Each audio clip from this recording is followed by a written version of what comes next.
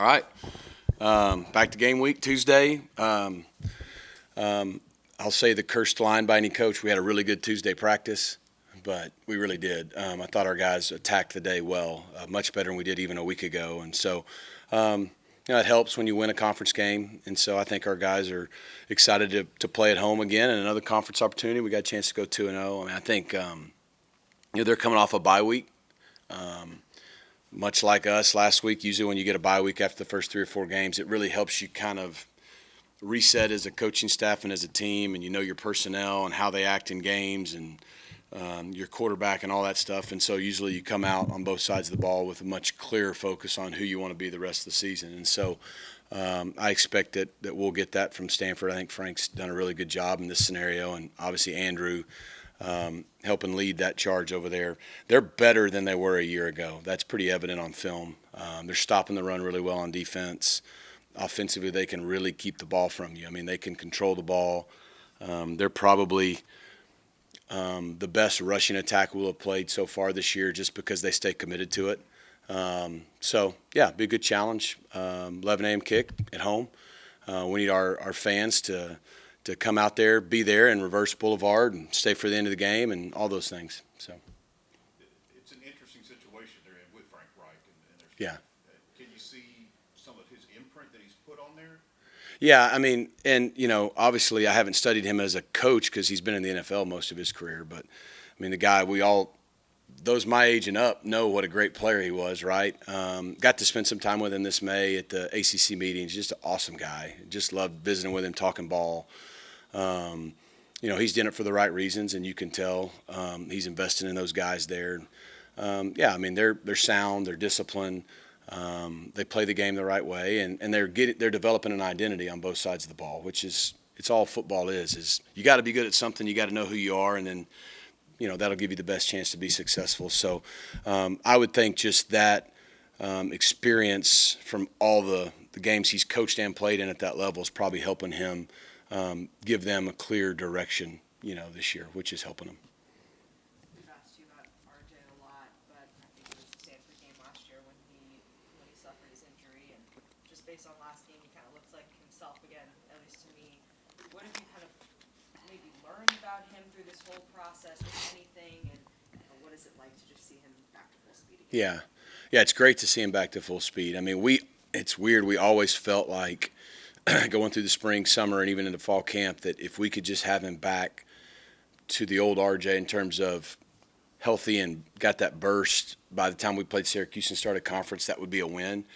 I think we even got more out of that. I mean, he was able to play the first 4 games, which I think for him, he overcame a bunch of mental hurdles that anybody has coming back from an injury. What I've learned about RJ, I mean, RJ's a pro. We always knew that. I mean, he's got the talent. The catch he made on the sidelines the other day was what we've become to know is normal for RJ, but that's a tough degree of difficulty catch. I thought he had his burst for the first time. You could really see the burst. He's had it in practice last week too and this week. But I think he's just a pro in how he approached the setback. I mean, he's told me several times as soon as he got hurt last year, he was in the locker room there and he just started counting the months to know how long it would take him to get back. And so I think he attacked his disappointment in the injury, his setback, and then his rehab and recovery like a pro. And I think that's what's going to help him even more at the next level. We all knew his skill set can help him play at that level. Some team that uses guys with his skill set is going to get a really, really good player. But I just think the mental component, the maturity and the way he's attacked the disappointment like a pro. There's an old saying, prepare like you're a pro before you're a pro. I think RJ's displayed that this year, and I think that's what we've learned probably the most. What did you think of the secondary's play with some of the changes now that you guys have been able to watch film? And this is probably going to come off a little nitpicky, but the seam routes that were It's not nitpicky at all, yeah. What did you guys identify in some of I think we learned that, like I said, coming out of bye, we're on the right track. I think our 3 corners, Smoke, Speedy, and Marcellus are playing well. I really do. And I know that's not going to be a popular hot take to the people who just want to throw shade at stats. But they're playing well. I think moving Deuce to nickel, I think between Deuce and Kyron, that combo at nickel, is a good combo for us, particularly with some of the other guys out for a while anyways. And then that got Ahmad back in the post, Zay at his normal spot. So I think from a personnel standpoint, if we can stay healthy, we know the guys. I think J-Mo even came in and gave us 7 to 10 really good plays, and that could grow. I think the issue that you saw on the few was busts. One time we're in cover 2 and we don't have a half safety, we miscommunicate. It's not good. If there's nobody in the half and you're in cover 2, the half's wide open and they found it. Another time we're in a cover 3 and we don't have a guy in the post. So it was more communication busts than skill busts. And so, we did move some people around. We got to clean that up. But when we were all locked in and knew what we were doing, we played pretty well. And so I think that's the biggest thing is we just can't have those 2nd and 20 busts, nobody in the half and they get a seam. Or we're in cover 3. Like the last thing someone can do is run it down the middle of the field and you're in cover 3. But if you don't have a deep safety in the post, they can do that. So if we can clean up our communication, I think we have a chance to get better and better as the year goes on with the group we have. You mentioned RJ getting closer to 100%, Matt Hibner as well, and then Jordan Hudson too, now back on the field. It seemed like this may be the healthiest the pass catchers have been all season, and it showed, when Kevin found 8 different guys in the first half. How fun is that for you, getting all the different guys? It seemed like it worked pretty well last week. No, it's what we thought, we could be offensively. We do. I think our skill guys are as healthy as they've been. And so, having Jordan and Romello on the outside tells you a lot. And then having a guy like Jay Coop and Link that can come in. I mean, we've got good depth there. And then in the slot, I think, RJ being back. And I think you're seeing Ymir Knight settle in and be the player we all know he is. And so that gives us good consistency. And then having Matt back is good. And now we're more beat up at offensive line now. And so, you're kind of always plugging a hole somewhere. But if we can stay healthy, we feel like we've got the right combos out there. And like you said, we were able to spread the ball around. I mean, I think Romello had 7 catches. Jordan had 5 or 6. I mean, Hibner had 5. RJ had 3. Ymir had 3 or 4. I lost count. But, it wasn't just like 8 guys had 1 catch. It was 8 guys had multiple catches. And then getting Derek McFall involved in various ways. So, we're trending towards who we want to be. We got to stay healthy, and we got to, the way we executed in the first half after that first drive was really, really good. And even the first drive of the second half was really good till we didn't. And, so we just got to put it all together more consistently. But we showed what we're capable of. Brett, I'm doing a story on Logan Parr, and I'm curious, when he comes through the portal, gets on campus a couple years back, what maybe strikes you, and what were some first impressions of him when he Yeah, I mean, when he first came in, we just saw a big, physical, reliable guy that, he wanted to get a business degree here, and he just wanted to have a fresh start. And, he's talked about it a lot. But, the portal's a weird deal. You go out into the portal, usually people are in the portal for various reasons, and it's usually not because everything was perfect where they were, right? At least from their perspective. And so you got to really, in a quick amount of time, do your homework on who you're getting, and our staff's done a really good job of that. And when you get someone like Logan Parr, you feel really good coming in of the character person you're getting, someone who's smart, they're disciplined, they're tough, they care, they want to be about the team. He's been about the team ever since he got here. So then it's more about if that person has those intangibles and the skill set, which he does, then sometimes a fresh start's just what they need. And we've done a good job of that here. We've had success with that, and Logan's a great example of that. And I think him and Guerin, the combination has been good. And I think that fresh start, he took it and took full advantage of it. And, of course, we've all benefited from it. Do you have to approach each guy in a certain way? I would say I guess disgruntled maybe is the vibe I got from talking to him last week just about everything in Texas, not getting an opportunity. Is that something you have to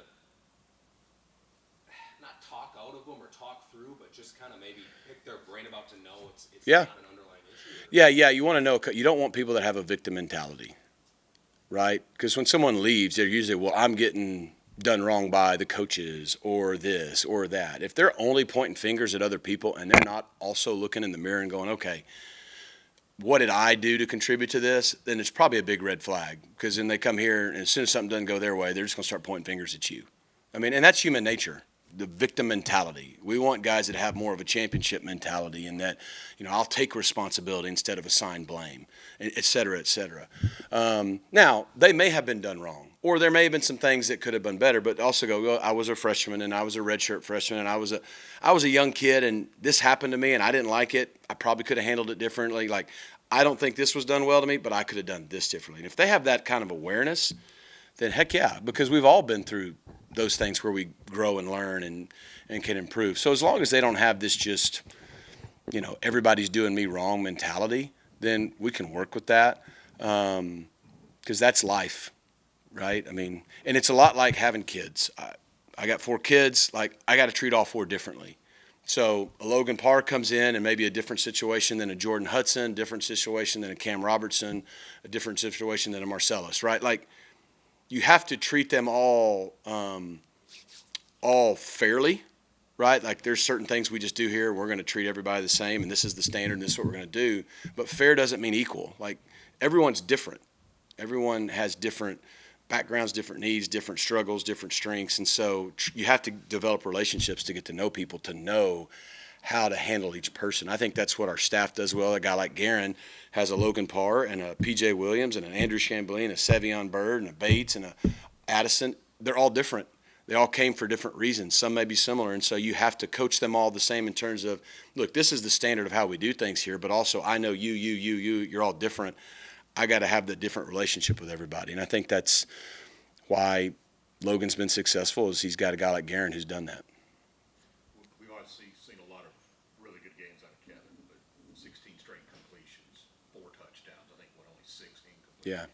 Where did that rank on the list of efficient games and really great games? Really good, really efficient. I mean, it's every week. I think there's maybe 2 or 3 plays that he needs back. That's a pretty good number when you play that many. I mean, the interception, we took a sack on one that wasn't great, but we could have got the ball out to the back. And then, one of the first or second, third downs of the game, I think he could have got the ball out on a 3rd and 5, and just taking the easy thing. And other than that, it was pretty darn good. And it wasn't like, look, we were throwing efficient throws. We were getting the ball on the perimeter a lot, but I mean, he still throws the ball to Jalen Cooper on the play action, to RJ on the sideline, to Matt Hibner down the middle. Those are high degree of difficulty completion throws. He was just throwing with confidence and being super efficient. I think he's up over 70% completion on the year. That's a really good number. So I thought, like I've said, I think he's been real steady all year, and he's done a really good job of, when he has a bad play or a bad moment, they're not snowballing. And I think that's good QB play. When clear percentage goes up, is it timing? Is it footwork? Is it processing? Like, is it everything? Like, where has he been able to grow? Yeah, I think just confidence and comfortability, knowing where everybody is, and being willing to rip the ball to Matt Hibner down the middle when it's there one-on-one, and being able to check the ball down to Yamir Knight when it's not. You know what I'm saying? Like, and just take what's there. And it's also a team sport. I mean, he's got to have good protection. He's got to have guys making the catches, some of the tough catches, And so it's, a quarterback can go out and have 10 drops and his completion percentage is not going to be very good. And that doesn't mean that maybe he wasn't playing well, or vice versa. So it's a complete team effort, but I think it's just comes with experience. Bit of a niche question for you, but I got to talk to Armello and Jordan about their kids, and being dads and being football players at the same time. I'm curious what you've kind of seen from them and how they balance all that, what that's like to have players and have kids, and your Yeah. dad, how difficult that is and how they manage it all. Was a lot of people know nothing grows you up faster. And so I think you've seen them both really mature. I think there's nothing more proud as a coach than when a young man is in college playing football, has all these demands, and then they have a kid and they take the role, the responsibility of being a dad incredibly seriously. Like, it's super important to him. I think of Rashee Rice. Like, it was really important to him that he was a good dad when he was here. I think of Romello. I think she's 3 now. I think Jordan's is 2. I think we're close to their jersey numbers and years, which is kind of cool. But, like, you can tell it's really important to both those guys that they're present, that they're good, loving dads that are involved in their kids' lives, and they're not just like, yeah, I got a kid, but I'm still in college. Like, they've embraced that role. It's as good a calling as there is, and that's what you love about it as a coach, is that they're able to learn now what life's about. Like, hey, there's a work-life balance. Oh, and I'm a student. Yeah, and someday you're going to not be having to go to school anymore, but you're going to have a job and you're going to have potentially a wife. You're definitely going to have kids. You're going to have all these demands. And you can't let all of that take you away from the things that last. And the lasting legacy and impact they'll make is how they treat their kids and what kind of dad they are. And I think they've done a good job prioritizing that. That's been cool to see. The running back position has been interesting to watch TJ emerge. Mhm. He getting more burn. What has it been managing that group like as you get Derek McFall involved? And, Yep. jet sweep, same with CJ. Yeah. As a whole. It's still a work in progress. I mean, we've got, again, a lot of guys that can make plays. TJ's been the most consistent. It makes sense. He's the oldest, the most experienced. Like I said, he kind of banged his shoulder up late in the Missouri State game, and I think that's really affected him a little bit lately, but I think he's healthier now. I mean, he's been able to play, but man, he just gives us a consistent presence, great in pass protection, and so there's a consistency there. I think, you look at a guy like Chris. I mean, Chris is incredibly explosive. He's still learning to play that position. We still think his best days are ahead of him, and so we'll continue to bring him along at the pace that works. And I still think he's got breakout moments ahead of him this year, hopefully Saturday. Chunky's a guy that we think's got a big ceiling, and he's a freshman. He's a freshman that missed time, and so you'll see flashes. And again, like I said, at other positions, you got to play through that development with him. McFall is a guy that is really a little bit like a Swiss Army knife. You think, I'm not saying the same, but kind of like we had Roderick Daniels in the past. Like, he can play running back, he can play slot receiver, he can catch it, he can run it. He's really smart, and so he gives us versatility there. And so we'll see how it works out. And then a guy I hadn't talked about a lot is Shoddy, who got here when school started. So I think you're seeing it's a little bit of more of a by committee group this year, and maybe an in game who has the hot hand may get more touches that game as opposed to where it settled into last year with B Money, who played really well last night, by the way. But yeah, so yes, when a guy takes it over and he's going to be a 20-plus touch guy game, it simplifies things. But at the same time, more guys are going to play, and they all are diverse and have different strengths. So I think you'll continue to see that. And like I said, it may just be who's kind of feeling it week to week. And then Stanford has one of the better run defenses, I think. Yeah. You guys might face all year. Yep. What have you seen from them on film? Yeah, I think their D-line, they're big and they're physical and they play the game the right way. Their D-tackles do a good job, I think, of shedding one-on-one blocks and splitting double teams and really being hard to move. And so if you can't move the front, it makes it hard to be explosive. So I think they've only been up 13 explosive runs this year of 12 or more. It's not a ton. And then their ends, they're big, they're long, they play wide. They do a nice job of kind of edging the defense. Is if I'd say that. So I think it starts with the front. I know their linebacker, and I'm sorry I don't know his name, but 35 is a really good player. He leads them in tackling. Like, you can tell he has the instincts to play middle linebacker.